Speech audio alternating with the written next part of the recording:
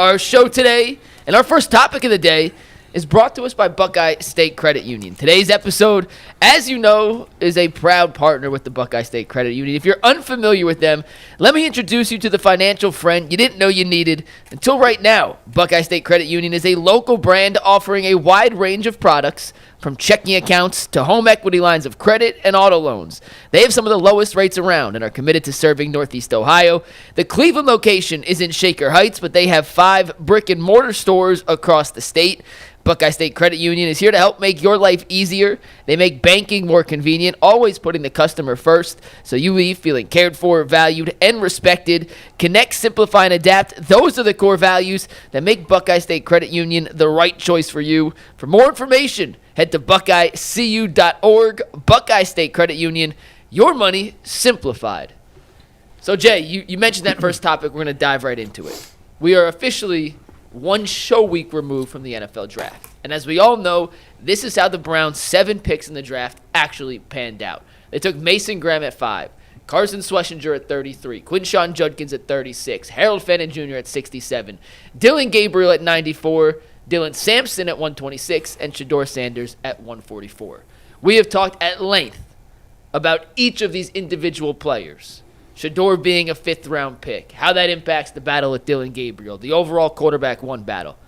But what if, and how would the conversations be different today if you took those same 7 players and just shuffled the order of the picks a little bit? So for hypothetical purposes, what if the draft order went like this? Mason Graham at 5, Shedeur at 33, Quinshon Judkins at 36, Schlesinger at 67, Fannin at 94, Sampson at 126, and Dillon Gabriel at 144. Basically bumping everyone down. And for the sake of this, we're going to assume that those players would be available in those spots. Yeah. But, Jay, how would the conversations we've had all week and the conversations we will continue to have moving forward be different if that was the Browns draft reality? I like our reality much better than that, and I'll tell you why. Shedeur Sanders had his welcome to the NFL moment before he was an NFL player. A lot of guys, it's one of my favorite questions to ask, particularly of long-term veterans. Like, what was your welcome to the NFL moment? And as you think about this, Shedeur Sanders' welcome to the NFL moment did not happen until he was drafted. It happened 2 days before he was drafted, when he didn't go in the first round and when he didn't go on day 2.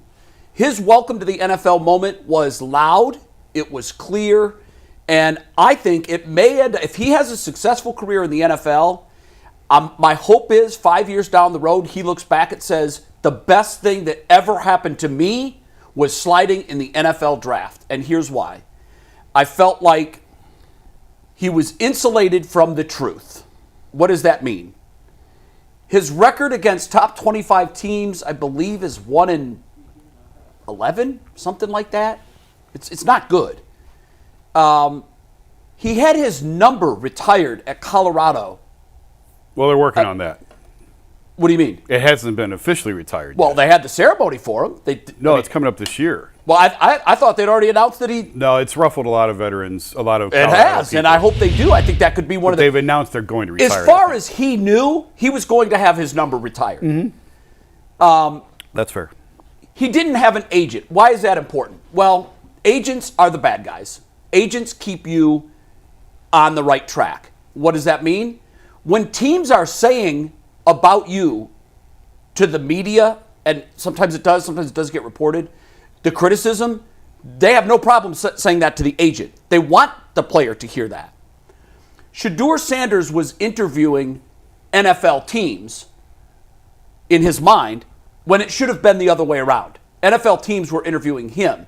And in the process, and this is now widely reported, he turned off a lot of those teams. We're talking about a club of 32. There are 32 general managers. And Jason, you know this as well as I do. On Sundays, they want to beat each other's brains in. Yeah. The other 350 days a year, they play golf together. Yeah. They eat dinner together. They drink brandy and smoke cigars together.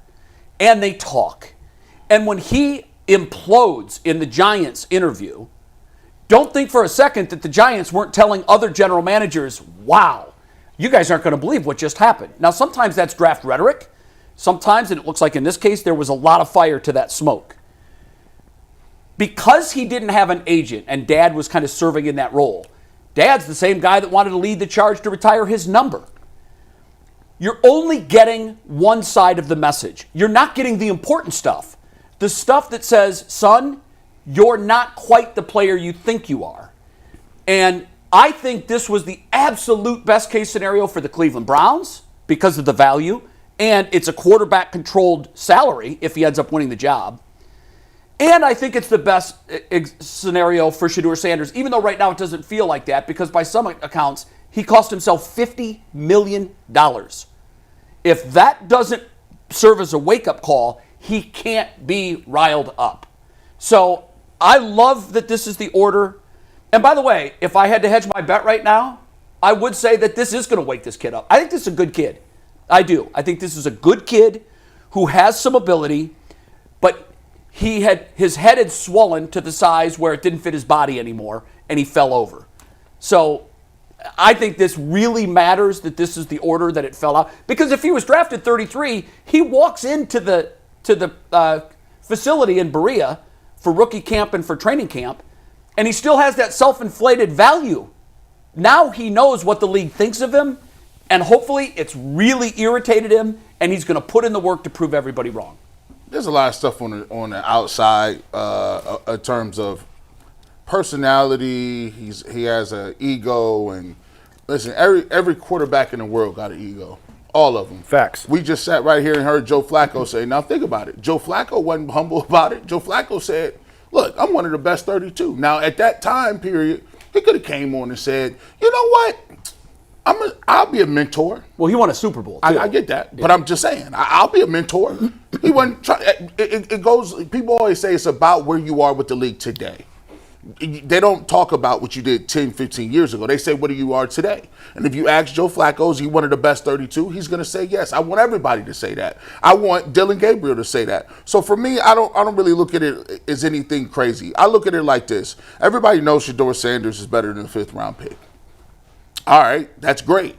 You know, in terms of saying you're going to come in and humble him, listen, I already think that in certain aspects of his life, he already understands what he needs to do, and he understands what he needs to do to come in and try to compete. When you listen to him talk, he said, listen, all I want is an opportunity, and the Browns gave me an opportunity. I think that, you know, it's very telling that we are here a week after the draft. I've never seen this before. We talk about slides before. I mean, this is alone. We didn't talk about Brady Quinn this much. Brady Quinn slid a couple picks and it was crazy. But this slide has the world talking. Like if you turn TV on, everybody is still talking a week after. 5 rounds though. I get it. So we've never seen a slide like this. Nothing even close, Jason. Right? But what I'm saying is that just goes to show you what people thought of him to start with. It wouldn't be a problem if everybody thought he was garbage. If everybody thought he was garbage, nobody would talk about it right now. They'd be like, well, he's not very good. But we know he has some sort of skill set. For me, I look at it like this, man. He's going to have an opportunity to come in and play. The money factor, sure, it might be a thing, but he was already rich. Like, it's not like he doesn't come from money. There's one thing that we talked about, Johnny Manziel. Johnny Manziel blew a whole lot of money, too. He came from a background where he had some money as well. My thing is, I think he's going to come into a situation. It's going to be good for him because he got to compete for it. And I think, you know, as you can tell right now, he's doing some things to try to ingratiate himself and back into, you know, the community and trying to go out here and show that I'm just a kid trying to come out here and earn a job. That's what he's trying to do. So do you think it's better the way it worked out than if he would have been taken 33rd? Yes, because you got a first-round draft pick, right? If they would have took him 33rd, that necessarily wouldn't have meant like they got the pick. I like the pick. I like it because they got a first-round draft pick, and if you look at the order of the way everything went, they still got all the players. If you look at that, nobody would have had a problem if you took him at 33 and you got Mason Graham at 5, and the linebacker was a little later or Dylan Gabriel was later. You still got the players. The ranking don't matter. I like the fact that they got these players. And what Mikey is trying to show is that if you mix and match and pull this guy down and give him enough different number assignment, Jason, that people will say, oh, I like him better at that number than what they took him at. But at the end of the day, they got the pick and the players are here. So to Mike's original question, I think where he was going with this is if they took Shedeur Sanders at 33, we would be talking about him as the starting quarterback day one. 100%. And that's not the conversation that is taking place And I think that now. too is good for Shedeur. It is Sanders. good. But there's another component to this. You mentioned we're going to have Ross Tucker on later. I saw a clip this morning of Andrew Brandt on with Ross. And Andrew's a longtime NFL executive, worked for the Packers for a while, and is very plugged into the league. And Andrew said, I'm curious to ask Ross about this. Andrew said it's the biggest disconnect he's ever seen between how the media viewed a player and how the league viewed a player. He said if you ask people in the league, Shedeur went where he was supposed to go. Talking to people that work in the NFL based on his skill set and everything else, yeah, that's about right, 5th-round pick. And, I mean, I sat here, I'm just guilty. I sat here and said I thought somebody would trade up to 33 to take him. And So that was never going to be happen, the case. Jay? Because I agree with you. As he was saying, everybody said he was going to be the a first-round pick. Yeah. That was the media. And I always talk about the disconnect between reality and what the media gets from the players in the reality I think world. what happened in this instance was we talk all the time, Mel Kiper's the godfather of this stuff. We don't pay attention to the draft until February. If his name was January. Shedeur Smith, Yeah. is he talked about as a first-round pick coming into this draft? I mean, Because I've asked that question to talent evaluators, Yeah. and they say, no Yeah. way. He was a partial product of the hype machine that is one of the greatest hype machines in sports. His nickname's Primetime. But that happens a lot. Like, if you go back and look, is Zach Wilson the number 2 overall pick on skill set and talent? No. Zach Well, Wilson's listen, not good. that's No, another issue because no one could understand that, and it's proven out to be true. What I'm saying is the league also gets it wrong. Sure. All the 50% time. of the time. All Trey the Lance. time. Yeah, Trey Lance. This guy is never going to play. So, hey, look, you can, a lot of guys do talk. There is groupthink that goes on. And here's the thing that I think happened with him specifically. They're like, all right, listen, do we really want to deal with that? All right, if I got this guy as, say, a 2nd or 3rd round pick, do I want to deal with the stuff that comes around him? Right. Or is my coaches not comfortable with it? And if they're not comfortable with it, they're going to pass. They'll But take isn't somebody that else. part of being, because his last name is Sanders, isn't that part of all of that, G? In my mind, it is. And that's a great point that you made, because I believe it was Ross said earlier this week on Dan Patrick, and we'll ask him about this when he comes on, but he made a fascinating point that I had never really thought about before.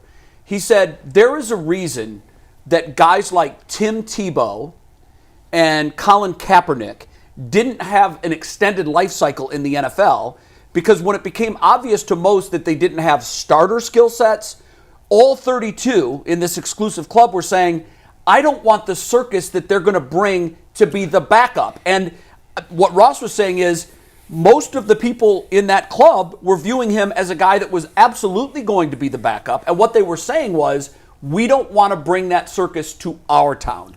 I think what they're saying, I think more in the case is when you look at Tim Tebow, he had a massive fan base. He was a lightning rod. He was a movement. Tim Tebow, and by the way, great dude, by the way. Awesome dude. Colin Kaepernick at one point in time did take somebody to a Super Bowl. So I do think he had a skill set that was good enough to start in the NFL. There was just a lot of other things Almost that come won around. a Super Bowl. Almost won. So my thing is, if you take Shedeur Sanders, and what we're going to find out this year, a lot of people don't want this. They don't want the fan base or the media to push a guy, because what's going to happen is if you got Shedeur Sanders on your roster, he's a 5th round pick.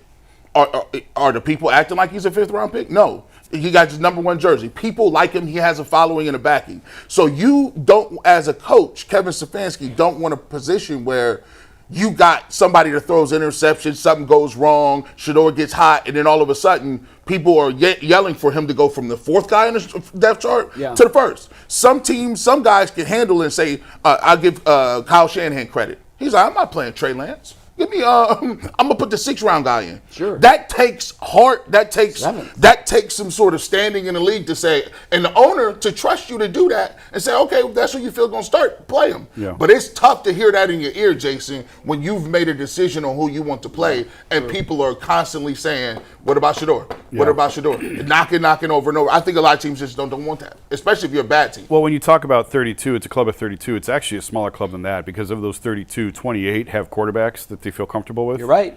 So it's really a club of 4. And 3 by or the way, 4. that number's gotten bigger. Typically, going into a draft, there's 6 to 10 teams that need quarterbacks. Yeah. This year, It was I a thought lower was number. an outlier Yeah. because there were really 4 or 5 teams that you could strongly identify that they are absolutely still searching for their franchise quarterback. Well, if and when Aaron Rodgers signs with Pittsburgh, the Browns will have the worst collection of quarterbacks in the NFL. I don't think there's any debate. As of right now, as we sit here today, Sure. who's worse? I think that's very fair. And that's why I think we're getting into it on the TV show about We are. Super Bowl odds and everything else. That's Who do why the Jets have? Justin Fields, And who else? Tyrod Taylor, I believe, is the best. I might be able to debate that. Yeah, maybe I might be able to debate They that. might be 1 and 1A, Jay. I might be able. But you know what? Their Super Bowl odds are a lot better than the Browns. I know. We'll check and see those later on. But now they've Tyrod got Taylor a great is the, defense. Is the backup, just confirmed. Okay. Tyrod Taylor is. Yeah. But You know, like you said, to your point, Joe Flacco and Bottom Kenny 5. Pickett or Justin Fields and Yeah. No, Tyrod Taylor. It's interesting. Like, No, I mean, do you want shot in the head or you want kicked in the nuts? Right. Which one do you want? When we have all these conversations about all the Browns draft picks, the reality is, if any of them play well, it's going to erase any other negative narrative look, about what they do. If Shedeur, if Dylan Gabriel, if Carson Schlesinger, Yeah. if Sean Judkins comes out, anyone who's anti that pick right now is going to be singing their praise Well, come football to season. that point, Mike, you're going to the hall with 4 bingo cards, yeah, right? yeah. And the chances of winning at bingo when you got 4 in front of you are 4 times greater than if you have 1 in front of you. Yeah. So, I think if put it to you like this, that's why I'm excited for the quarterback competition, right? Because if we get a chance to see him play, we're gonna get a chance to see all 4. We're gonna go to practice, look at the reps, and if any one of these rookies hit, I don't care if it's Dylan Gabriel, if he hits, that is the biggest lottery ticket I've ever seen in my life. You're right, yeah. And the Browns have tried always, Jason. They tried with the Baker thing, it didn't work. They pushed all the picks to the middle of the table, gave Deshaun Watson some bread, didn't work. They're like, all right, well, let's go take these flyers on these dudes in the late 3rd round, 5th round, and see what happens. And if it don't work, guess what? We'll be right back at the table. now, if it next doesn't year. work again, because this is the storyline of the franchise over the last 3 decades, if it doesn't work again, then at that point, you have a serious flaw in your, whatever your system is, it's busted. I don't know if you could. I mean, Jay, you can miss on 1 or 2, but but you're talking about a 3rd to 5th. right. no, I know, but these are the guys that they're bet on. Yeah, they but it's passed the- on all the other guys. What if Will Howard hits in Pittsburgh? Well, that's an indictment on us. the NFL just told you it's not just the Browns saying it. The entire league told you we don't like this quarterback class. The No, whole I know. league said it. And ironically, we took 2 of the And bad I said quarterback before, class. because I was an advocate of 2. you have a year to fill between now and next year. You might as well pick up a couple of darts and see what you got. And that's why I think what we're going to find out when the odds come out, they're going to be low on the totem pole or close to it on win total over and under.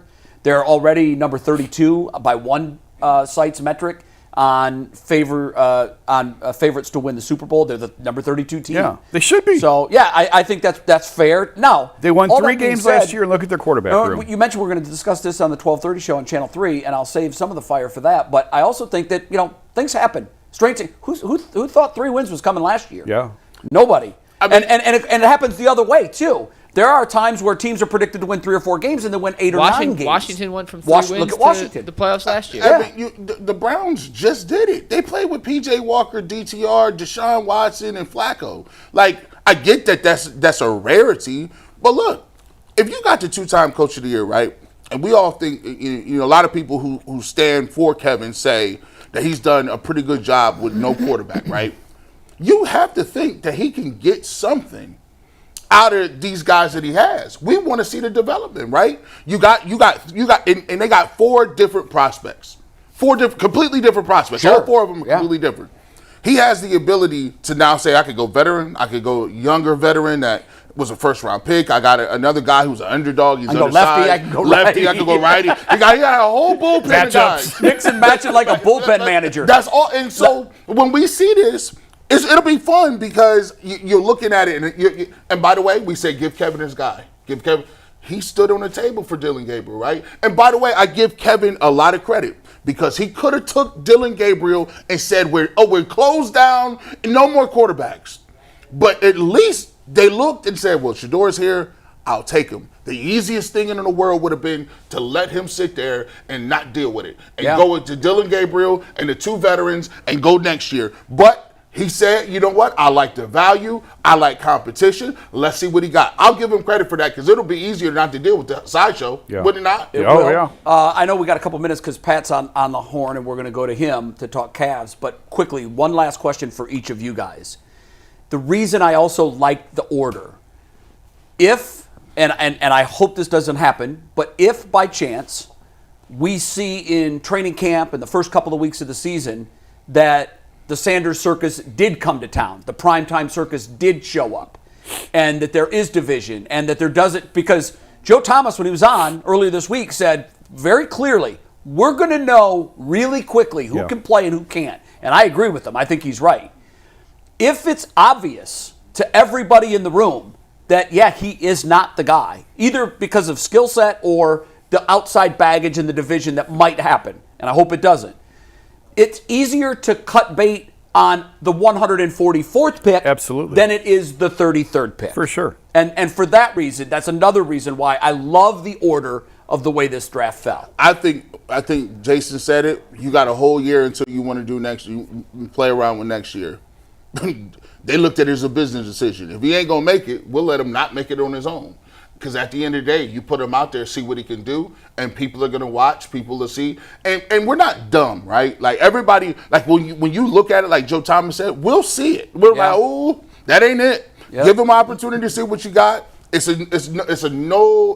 not a lose situation. The only thing I hate about it, I know we keep saying that, the only thing I hate about it is, what about the player you might have got with 144 that you'll never know about? It's a special teams guy. Well, in most cases, round, but where did Puka Nacua go? Yeah, I know. I mean, but you so can what I'm always saying find is the anomaly. There may not be. I think Puka Nacua is one of the greatest values in the draft recently. Obviously, San Francisco getting a quarterback at Mr. Irrelevant certainly helps. Mm-hmm. But I also believe that, I know that you say that, well, he's probably a special teams guy. Hey, they've drafted guys in the 3rd round that didn't make it through their rookie contracts. Right. They're famous for that. I get that. But there will be someone in this draft that emerges as a star from the 5th, 6th, 7th round down the road, and it's always hindsight, but maybe that could have been 144 instead of the flyer you took on adding another quarterback. I'd rather take the flyer on the most important position. Yeah, no, you got to get that right, or none of the other Lottery stuff matters. tickets.